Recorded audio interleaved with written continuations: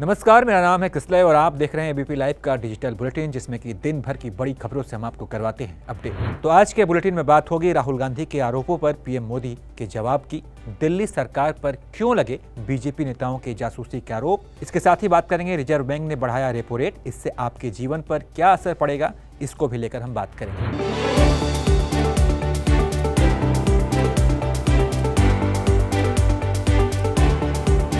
तो चलिए बुलेटिन की शुरुआत करते हैं प्रधानमंत्री मोदी के संसद में दिए गए भाषण और उस पर राहुल गांधी के रिएक्शन से।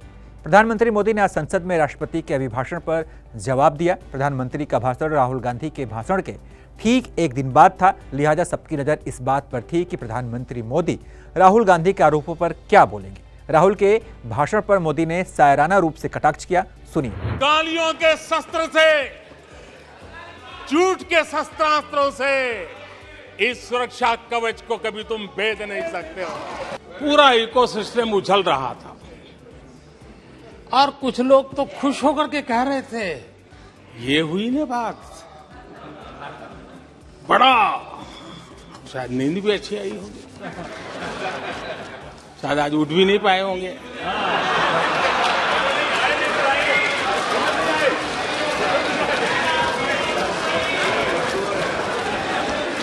और ऐसे लोगों के लिए कहा गया है, बहुत अच्छे ढंग से कहा गया है, ये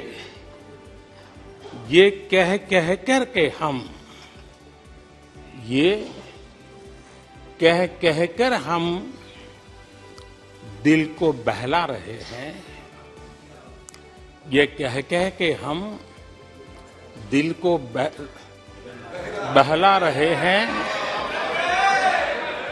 वो अब चल चुके हैं,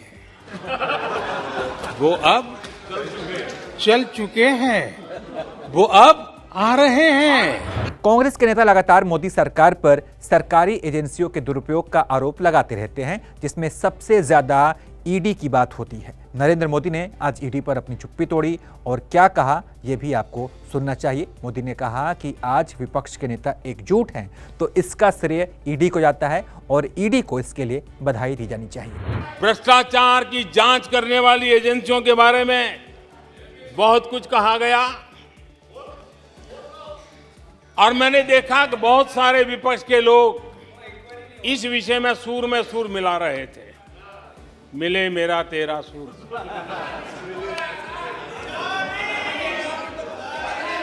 आदरणीय अध्यक्ष जी, मुझे लगता था देश की जनता, देश के चुनाव के नतीजे ऐसे लोगों को जरूर एक मंच पर लाएंगे, लेकिन वो तो हुआ नहीं। लेकिन इन लोगों ने ईडी का धन्यवाद करना चाहिए कि ईडी के कारण ये लोग एक मंच पे आए हैं। ईडी ने इन लोगों को एक मंच पर ला दिया है। पीएम मोदी ने अपने भाषण में एबीपी की खबर का भी जिक्र किया। उन्होंने कहा कई लोगों ने राष्ट्रपति का अपमान किया। एबीपी से बातचीत में अधीर रंजन चौधरी ने आपत्तिजनक बयान दिया था राष्ट्रपति को लेकर, और इसी को लेकर पीएम मोदी ने आज संसद में उन पर हमला बोला और कहा कि इसके बाद उन्होंने चिट्ठी लिखकर अपनी गलती को छुपाने की कोशिश की थी। ये बयान सुनिए। जब राष्ट्रपति जी का भाषण हो रहा था, कुछ लोग कन्नी भी काट गए और एक बड़े नेता महामहिम राष्ट्रपति जी का अपमान भी कर चुके हैं। संसद में पीएम मोदी के भाषण को लेकर राहुल गांधी का भी बयान आया। राहुल गांधी ने संसद से बाहर कहा कि पीएम मोदी ने अडानी को लेकर लगाए गए आरोपों पर जवाब नहीं दिए और न ही जांच का भरोसा दिया। ये मतलब स्पीच से सच्चाई दिखती है। हाँ, कि अच्छा इंक्वायरी की बात नहीं हुई, अगर मित्र नहीं है तो ये कहते ठीक है मैं इंक्वायरी करा देता हूँ। इंक्वायरी की बात नहीं हुई। डिफेंस इंडस्ट्री है, वहाँ पे शेल कंपनीज हैं, बेनामी पैसा घूम रहा है, उसके बारे में प्रधानमंत्री ने कुछ नहीं कहा। तो मतलब क्लियर है कि प्रधानमंत्री उनकी रक्षा कर रहे हैं, उनको आप देश के लोगों को भरोसा है मोदी पर, इस पर आप क्या कहें? वो तो ठीक है, मतलब मेरा कहना है ये नेशनल सिक्योरिटी का मामला है। हिंदुस्तान के इंफ्रास्ट्रक्चर का मामला है, प्रधानमंत्री को ये कह देना चाहिए ठीक है हम इंक्वायरी करेंगे, चेक कराएंगे क्या है इसमें, बहुत बड़ा घपला है, मगर वो भी नहीं बोला। तो जरूर वो उनको प्रोटेक्ट करने की कोशिश कर रहे हैं, बट मैं समझता हूँ मतलब उसका कारण भी है। बता दें कि राहुल गांधी समेत तमाम कांग्रेस के नेता मोदी सरकार पर नियम कानून को दरकिनार कर अडानी को फायदा पहुंचाने का आरोप लगाते रहे। इस मामले में लगातार जेपीसी जांच की मांग की जा रही है। आज कांग्रेस ने अडानी मामले को लेकर एक तस्वीर भी शेयर की, इसे देखिए।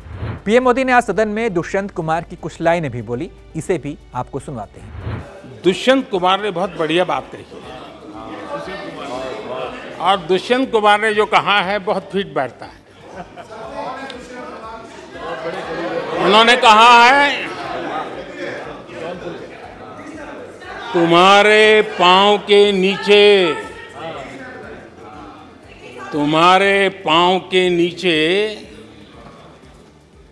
कोई जमीन नहीं, तुम्हारे पांव के नीचे कोई जमीन नहीं। कमाल ये है कि फिर भी तुम्हें यकीन नहीं। तो कुल मिलाकर आज सदन में पीएम मोदी के भाषण और राहुल गांधी के आरोपों पर आपकी क्या राय है, इसके बारे में हमें जरूर बताइएगा। आगे बढ़ते हैं। दिल्ली के मुख्यमंत्री अरविंद केजरीवाल पर अधिकारियों और बीजेपी नेताओं की जासूसी कराने के आरोप लगे हैं। यह आरोप दिल्ली की सियासत में खलबली ला सकती है। पूरे मामले का खुलासा सीबीआई की एक रिपोर्ट में हुआ। साल 2016 में एक विजिलेंस अधिकारी की शिकायत पर जांच कर रही सीबीआई ने अपनी रिपोर्ट में दिल्ली की अरविंद केजरीवाल सरकार पर बीजेपी नेताओं की जासूसी करने का आरोप लगाया। रिपोर्ट में इस बात का जिक्र है कि केजरीवाल सरकार ने साल 2015 में नेताओं और अफसरों की जासूसी के लिए एक यूनिट बनाई थी। इस यूनिट का नाम FVU था, यानी कि फीडबैक यूनिट। इसके जरिए बीजेपी नेताओं की जासूसी के आरोप लगे हैं। बताया जा रहा है कि मामले की जांच के लिए सीबीआई ने दिल्ली के LG विनय सक्सेना से इजाजत मांगी है। LG ने इस मामले में राष्ट्रपति की मंजूरी लेने के लिए पत्र लिखा है। मंजूरी मिलने के बाद ही वो आगे सीबीआई को निर्देशित कर सकेंगे। मामले में बीजेपी नेताओं ने क्या कहा, आपको ये भी सुनवाते हैं। ये बहुत ही चिंता की बात है। दिल्ली सरकार को राजनीतिक जासूसी कराने की जरूरत क्यों पड़ गई? फीडबैक यूनिट बना करके और राजनीतिक जासूसी कराने के पीछे जो बातें हो सकती हैं, आप सोचिए, बहुत सारी ऐसी गोपनीय बातें हैं जो दिल्ली के लीडर्स, दिल्ली की सरकार के लोग करते हैं, जो कि हमारी सुरक्षा से जुड़ा हुआ है, भारत की रक्षा नीति से जुड़ा हुआ है। भारत जिन क्षेत्रों में इतनी तेजी से बढ़ रहा है, उसका वो सब संवेदनशील मैटर्स है। उससे दिल्ली सरकार को क्या मतलब? कहीं ऐसा तो नहीं कि दिल्ली की जो आम आदमी पार्टी की सरकार है वो ये गोपनीय बातें कहीं और लीक करने की तैयारी में है या कर रही है? इसलिए इसमें बहुत महत्वपूर्ण जांच की जरूरत है और मेरा पूरा विश्वास है कि जांच एजेंसियों को इसका संज्ञान लेना चाहिए।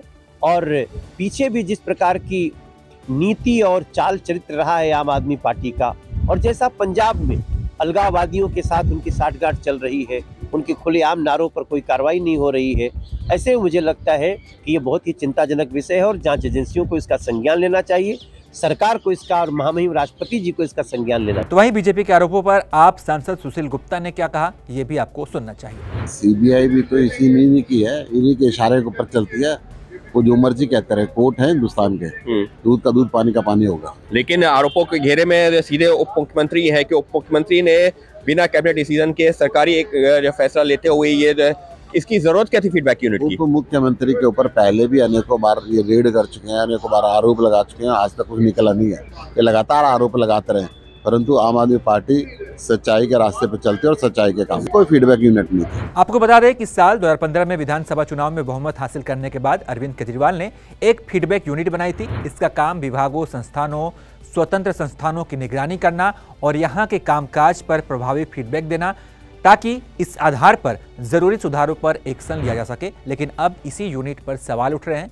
ये वो आरोप हैं जो दिल्ली की राजनीति में आने वाले कई दिनों तक खलबली मचाते रहेंगे। अब खबर आम आदमी से जुड़ी हुई। रिजर्व बैंक ने अपने रेपो रेट में बढ़ोतरी की है। आरबीआई के इस फैसले से आपके जीवन पर क्या प्रभाव पड़ेगा, इसके लिए हमने एक रिपोर्ट तैयार की है जिसमें आपको पूरी जानकारी मिलेगी। आपको ये रिपोर्ट देखनी चाहिए। साल 2023-24 का बजट पेश किया जा चुका है, जिनमें कई चीजें महंगी हुई तो कई चीजें सस्ती भी हुई, लेकिन आरबीआई ने जो फैसला किया है उससे आम आदमी को झटका लगा है।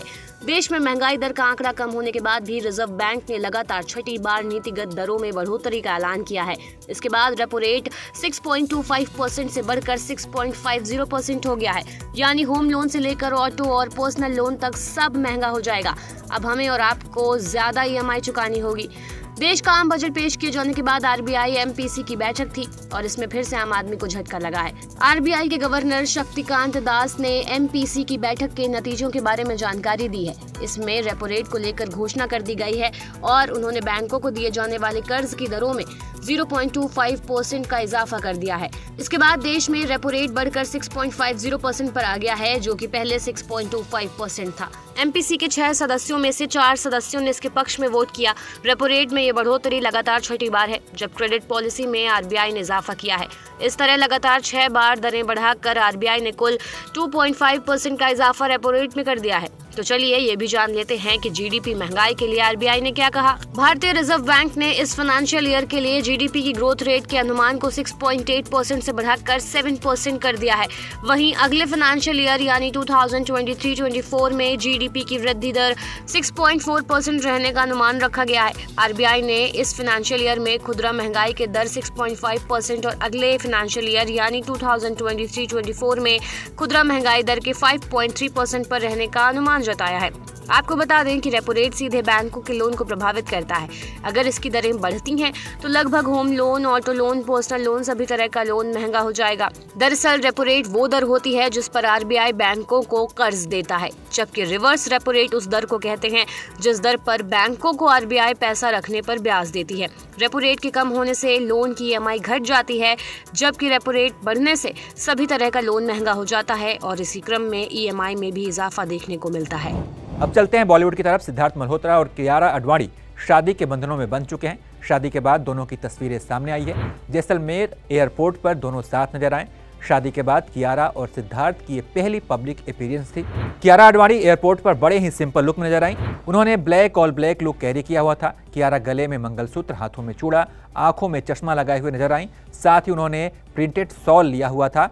बात करें दूल्हे की तो सिद्धार्थ लेदर जैकेट में काफी हैंडसम नजर आ रहे थे। तो चलिए आज के बुलेटिन में इतना ही। बाकी तमाम अपडेट्स के लिए आप देखते रहिए एबीपी लाइव।